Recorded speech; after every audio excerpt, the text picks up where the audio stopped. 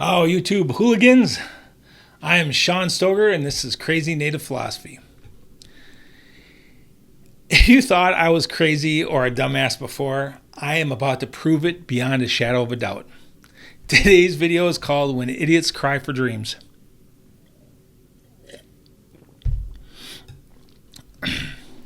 After the last two videos on Western academic philosophy, I wanted to shift gears away from serious academic talk and have a little fun while doing native philosophy in a native way. In my last video, I discussed how Western academic philosophy would instantly dismiss native philosophy because natives get information from dreams or visions. I'll get into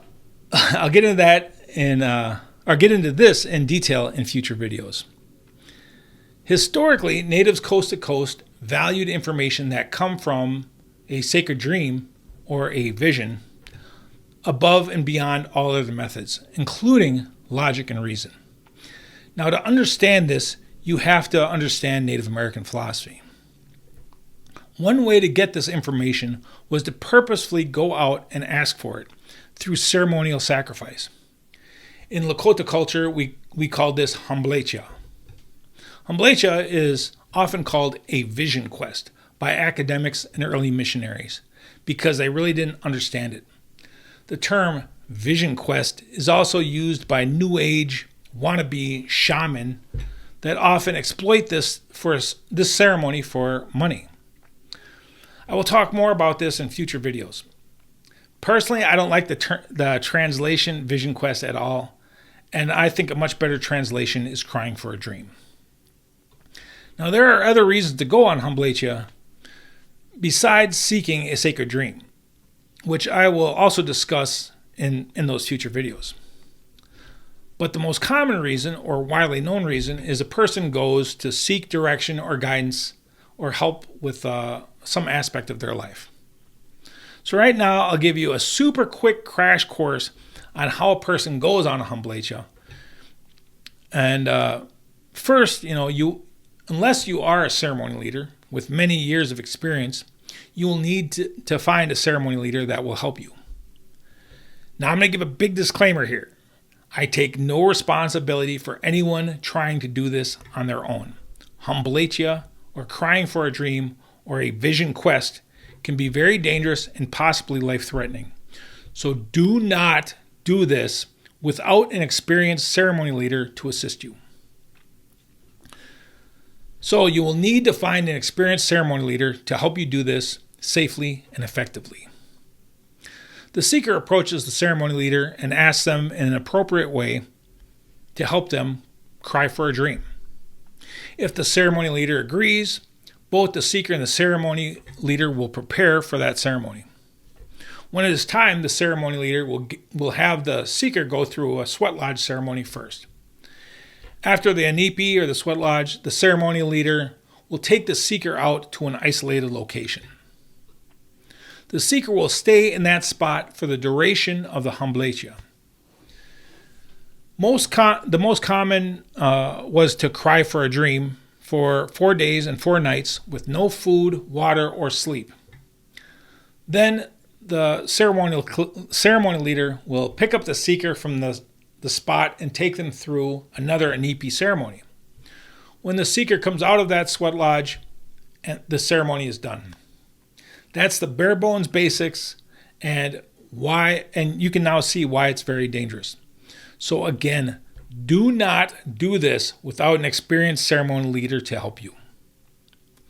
Now, I was around 24, 26 years old, and I had been out of the Army for a couple of years. The year was roughly 1994 to 1996. I was in college and starting to really hit my groove with getting into my culture and learning about traditional ways.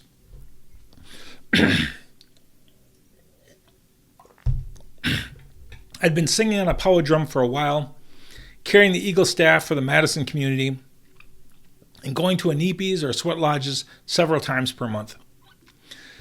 There was this very traditional guy from the Bad River Ojibwe Reservation named Pat Mayotte who was on campus. We had a couple classes together, and I followed him around like a lost puppy dog. I was trying to soak up as much knowledge and wisdom as Pat was willing to share. About 25 years later, Pat's nephew would become my kola. Now, when I use that term, I mean it in a traditional Lakota way. So that means I would die for him. Now, Pat was giving me lots of good teachings about Ojibwe traditions and ceremonies and how to live in a good way. Now, during that spring semester on campus, I developed this overwhelming urge to go on Hanblecheya. And I didn't know why. And now, 25 years later, I totally get it. I totally understand. But at the time, I just had this unbelievably strong urge to go. So I asked Pat if he would help me out, and he agreed. But first, he had to go home for the summer.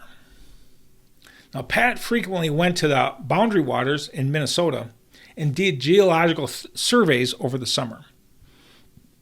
Now, I went there for a senior trip in my high school, and it was breathtakingly gorgeous. Pat went out all alone with just a couple backpacks and a canoe for the entire summer. He said the longest he went without seeing another human being was 11 days. Now, many people dream of white sandy beaches in the Caribbean, but my idea of heaven is the deep woods of northern Wisconsin, Minnesota, or Canada. 11 days in the Boundary Water without another person, just Wamakoganaka, or all of creation, sounded like paradise to me. So as summer began, the itch to go on Hanblecheya grew stronger each day. It got so bad, I woke up thinking about it. All day long I thought about it. And then I went to bed just aching to go. And I kept having this daily battle between, Pat coming back and the ravenous urge to go. And finally, the young, cocky, invincible war veteran, Sean, said, F it, I'm going to go anyway, right? So I figured I knew enough traditional stuff, and the whole point is you're supposed to suffer anyway, so I just go and gut my way through it. North of Madison is one of the most beautiful state parks in southern Wisconsin called Devil's Lake. Now, Ho-Chunk people, who were indigenous to this area, say a kid shot a thunderbird out of the sky with an arrow, and when the thunderbird hit the ground, it created Devil's Lake. Now, I've been climbing the rocks and swimming in Devil's Lake since I was a toddler. So for the Hanblecheya, I did some recons up there and found a secluded spot to sit at. Next, I talked to a good friend of mine and told him what I was going to do. I then asked him for rides up to Devil's Lake and back, and he agreed. When the day came that I had chosen, I drove out and prepared our nipi that was outside of town. The sweat lodge is about 20 miles outside of Madison on this farm owned by 2 campus professors. I had been going to sweat out there at that lodge for about 2 or 3 years now. So I was very familiar with it. The lodge was located on this spur that was coming off this ridgeline behind the house and barn. And it was a gorgeous little spot, and I can still picture it clear in my mind to this day. I had sweat out there countless times before I was going to go and do this crying for a dream. Well, it was summer, and that day was 98 degrees Fahrenheit or 37 degrees Celsius. There was water in a cistern that was at the bottom of the property by the barn. There was also this huge wood pile down the hill by the barn. So I carried 2 5-gallon buckets down the hill to the cistern, filled them up, and then brought them back up the hill. I grabbed 2 more 5-gallon buckets and did that again. I then grabbed a wheelbarrow by the barn and started making trips up and down the hill, hauling firewood. Then I set up the 28 grandfathers, or the stones we use for a sweat lodge, inside the fire pit. I'd helped do this maybe 50 times with my native aunties and uncles. I got the fire going and it caught quick. That fire burned inferno hot. And once I had a bonfire going, I figured that I would be dead tired after the Hanblecheya, so I decided to keep hauling wood up and down the hill to the sweat lodge. That way I wouldn't have to do it afterwards in 4 days when I was dog tired. So every couple loads with the wheelbarrow, I just threw more wood on the fire. And the fire in the fire pit was just blazing. So I made at least 20 round trips up and down that hill in 98-degree weather hauling wood. And sweat was just gushing out of me. As I brought the last load of firewood up the hill, the grandfathers were ready to go in the nipi. I carried those first 7 stones in and stripped down completely naked, because that's how I figured the old ones did it. And I was going to do this real traditional, right? Then I climbed in the sweat lodge and closed the door behind me. Those grandfathers lit up the inside of that lodge like it was Las Vegas on a summer night. I began praying really hard and singing really hard, and it was already extremely hot, like I was standing over a wood-burning stove. And then I started pouring water on the grandfathers, and those stones were so hot that when I poured water from the dipper, the steam rolled up and rolled down the back of the lodge walls and hit me like a branding iron on my back. So mind you, I'd probably been in close to 70 sweat lodges at that point, and I was still in army shape, not like today, right? That steam was so hot in that lodge that I jumped up and shot out of there just like I could have outrun a bullet. That door flung open, and this naked, light-skinned Lakota German guy came rocketing out of there like a bolt of lightning. And I would stand outside cooling off and then, go back inside. I kept doing this over and over and over. I'd go back in, pray real hard, ask for forgiveness, ask for more strength, and then pour more water. And that steam just kept burning my body, so I kept running out of there like hell was chasing me. I probably jumped out of that inipi like 10 times. My ancestor spirits were probably sitting on the side of that hill, howling their asses off at this dumbass kid running in and out of a sweat lodge like Freddy Krueger was chasing him.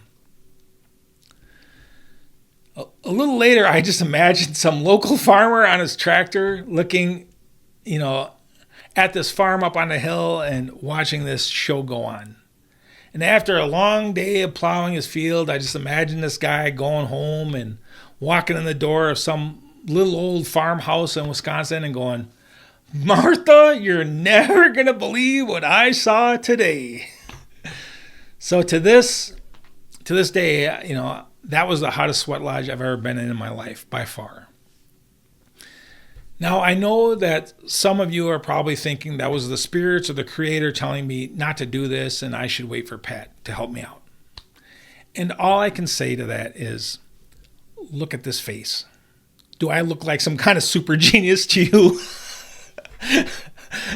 So I was just a dumbass kid, and now I'm a dumbass old man. And the only thing that has changed is I gotten older. So after I did 4 rounds with 28 grandfathers and used 4 5-gallon buckets of water, I survived the sweat lodge. I then drove to my mom's house. My mom and my buddy knew that I couldn't speak to them until after I came back and gone through that second sweat lodge. Because this is how it was done back in the day, I thought. So my bro had a Jeep, and that day, he had the top off of the Jeep. And so he drove to Devil's Lake in silence. Occasionally he spoke, and he wasn't really expecting me to answer. So when we got there, I climbed out, left most of my belongings in the Jeep, and except for a pair of shorts and a pair of gym shoes. And then I waved to him. And he looked at me real sad, like he wasn't ever going to see me again, so I just winked and smirked at him, and then turned and walked away. Now, the rocky bluffs of Devil's Lake were a little trouble. They were a little trouble. I had been climbing those since I was around 7 years old. My isolation spot was relatively easy to find.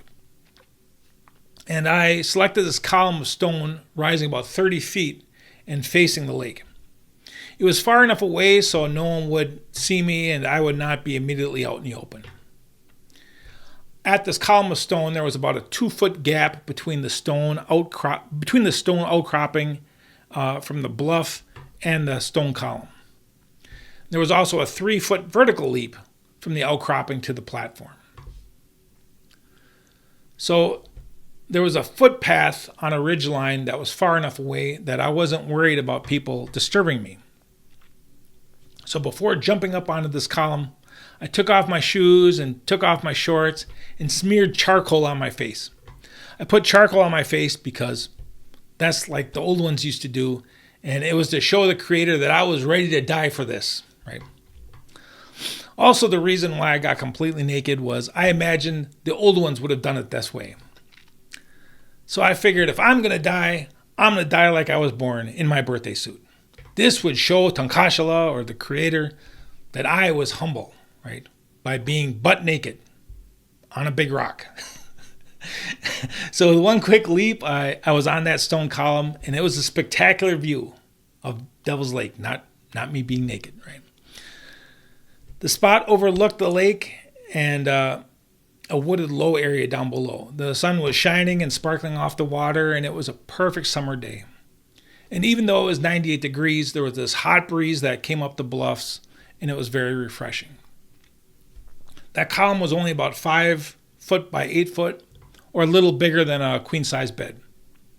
Now, originally I thought that rock was completely flat, but when I got there, I realized it had maybe a 5 or 8% slant to the left.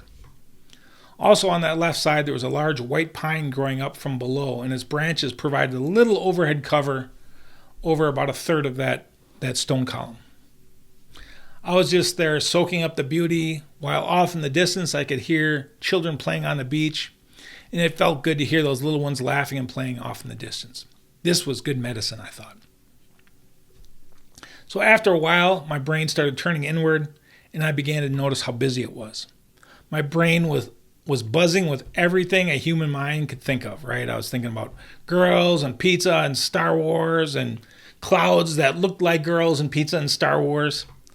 And my brain was just chattering away like aunties gossiping at bingo. So I started to pray and sing some songs, and that column was very hot. So I shifted my weight and I burned my butt cheek on this hot stone. So that first day was pretty hard. I kept flip-flopping between praying and singing and my mind just wandering. Every time I shifted my weight, I kept searing my bacon on that hot griddle. I was in good spirits, and eventually that daylight faded into night, and I looked forward to seeing the night sky. My brain began to quiet down a lot too. There was no real fatigue in me at that point, but I knew that I was supposed to not sleep for 4 days. And from my time in the Army, I knew that this would be my hardest obstacle. I could push hard on no food and very little water, but when my battery's dead, I shut off like a cell phone. I didn't bring any food or water, so that wasn't even an option. For me, the hardest part would be staying awake, or so I thought. The stars began to pop out with all the beauty and splendor that I had imagined. Devil's Lake is spectacular at night. Then, all of a sudden, I heard this noise like Braveheart's army running across the field of battle. And that is when the stampede of mosquitoes came swooshing in to get me, right? And back in those days, that was some prime Lakota and German beef cooking all day on that hot rock, and I didn't have a stitch of clothing on for protection. It was like an all-you-can-eat buffet at the casino for those mosquitoes. I didn't know what else to do, so I spent the entire night doing push-ups and sit-ups and squats and praying hard. I figured if I was constantly moving, I'd be a hard target for those bloodsuckers. But I had to be careful not to fall off the column, because in the morning some hiker would come along and there would be he'd find this dead naked guy all swollen up, surrounded by a bunch of fat mosquitoes. So finally the sky started getting lighter and the sun rose behind me, and I watched the sun's rays light up the west bluff. Those mosquitoes were too fat to fly, so they had to walk home. That summer heat returned for day 2. By noon, my brain had quieted down a ton, and later in the day, my thoughts were few and far between. I was just quietly observing everything around me. On that stone column that I was sitting on, and right in front of me, there were two very small bugs that all of a sudden caught my attention. They were about the size of big breadcrumbs. There was this big one, and then there was a smaller one. And as I was watching them, suddenly one of them was like the size of a school bus, and the other was the size of a pro wrestler. And I was looking down on them like I was a big cloud. It was very weird. The big bug was in the center, and the small one hopped around it in a half circle, as at the big bug's far perimeter. The big bug kept turning to face that smaller bug, and the small bug hopped in a half circle to the left, and then a half circle to the right, and then back left again. And the big bug maintained eye contact and positioning in relation to the small bug. The little bug went hop, hop, hop, and the big bug kept pivoting in place to face him. This was very exciting and seemed like it went on for quite a while. I kept watching the little bug hop in a half circle around the big bug. And then all of a sudden, bam, the little bug shot in and hit the big bug and then immediately shot back out to the edge of the perimeter. It was a lightning fast strike in and out. That small bug waited patiently, just watching. But this time he wasn't hopping, he was just watching. And suddenly the big bug slumped over onto his right side dead. It looked like an entire school bus just suddenly tipped over. This was amazing. To me, this was all the fundamentals of combat right here in front of me.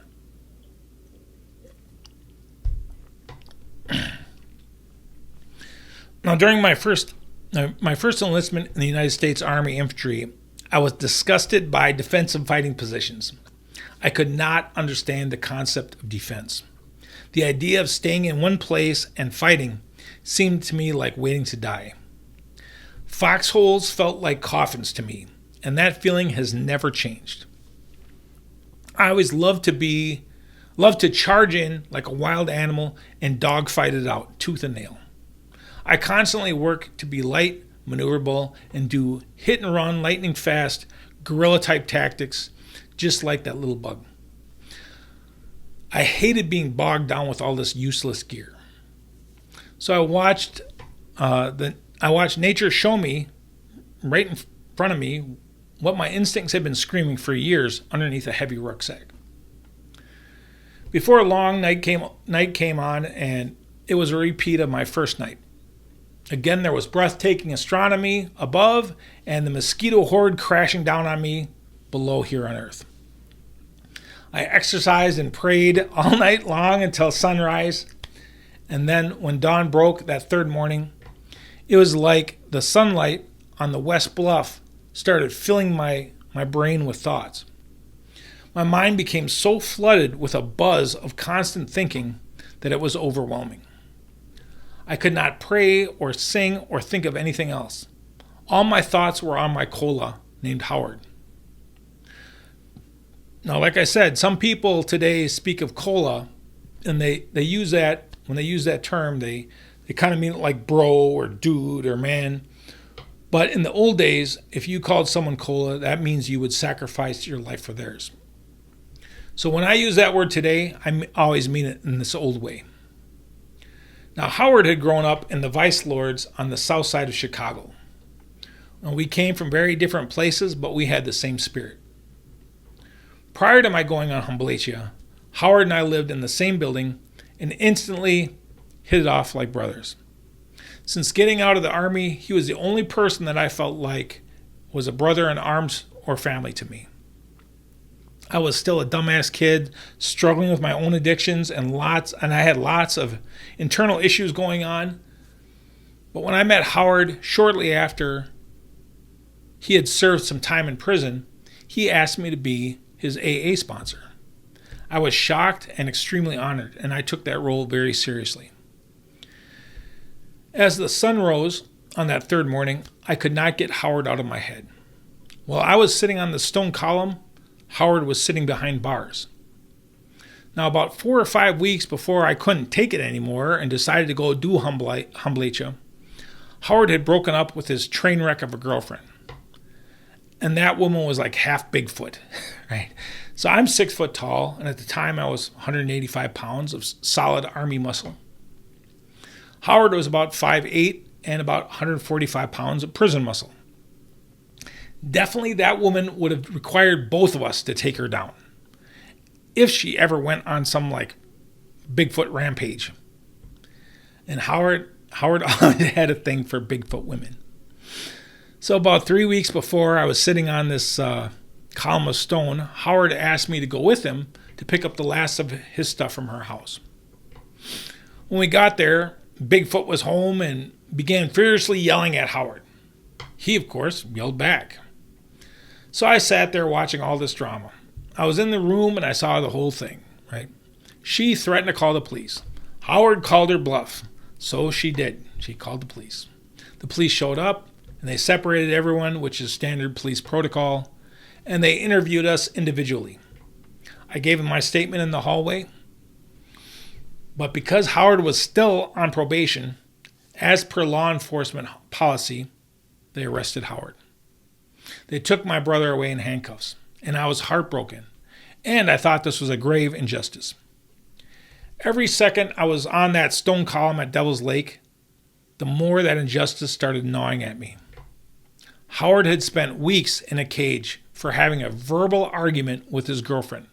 There was no violence. There was no even threats of violence. No crime had been committed. Howard was sitting in a cage because it was policy to incarcerate anybody on parole. And it was his parole officer that decided to keep him in there. So Tankashala, or the Great Spirit, was giving me no peace on that third day. He kept flooding my mind with Howard sitting in a cage. And I don't even remember if it was morning or afternoon, but I finally realized I needed to do something about this. So I hopped off that stone column. I put on my shorts and my shoes. I found the trail on that ridgeline, and I walked down the bluffs to the main building on Devil's Lake's North Shore. I found a payphone, and I called my buddy to come pick me up. It was early evening, and it started to rain. I hadn't even noticed it turned cloudy that day. That's how consumed my brain was. When I got home, I cleaned up, and I got to work. I contacted everyone from my congressman, my senator, my alderman, my mayor, the city, the county, down to the parole officer and the parole officer supervisor.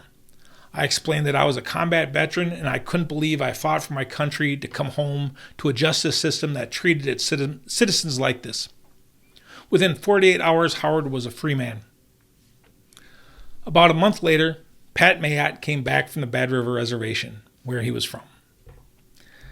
I was super embarrassed, and I sheepishly told him everything that I did and went through. Pat was sitting there with this big ear-to-ear grin and laughing every so often. The more I told the story, the more he laughed, and the more I thought he was going to tell me how stupid I was. And I most certainly deserved it, believe me. I was just like a straight-up idiot. I was cocky, I was arrogant, foolish, and stubborn. Just a giant, impatient dumbass that couldn't wait for him to come back.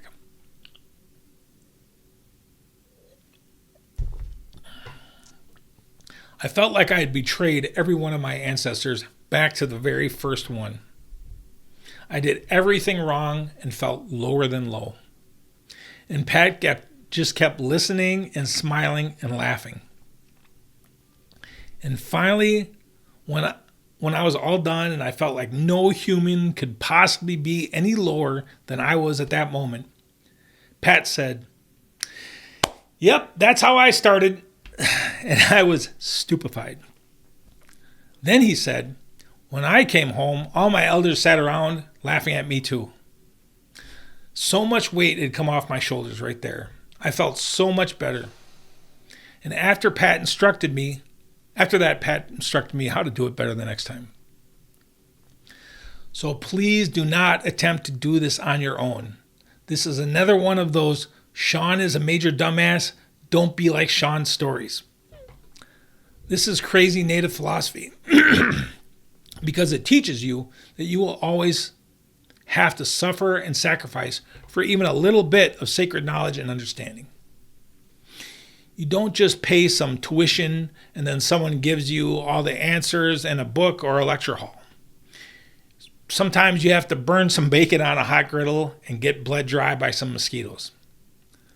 That is why the elders say this path is torturous. If this is something you must do, find a skilled ceremony leader with experience that can help you. If you find someone skilled, I don't advise going straight up to them and being like, "Yo, bro, how about hooking me up with a vision quest?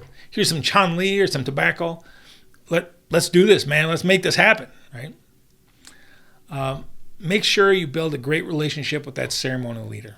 Get to know that guy and make sure he's the right one, not just whoever is available or the only person you can find. When the time is right, when you are right, it'll happen. Oh.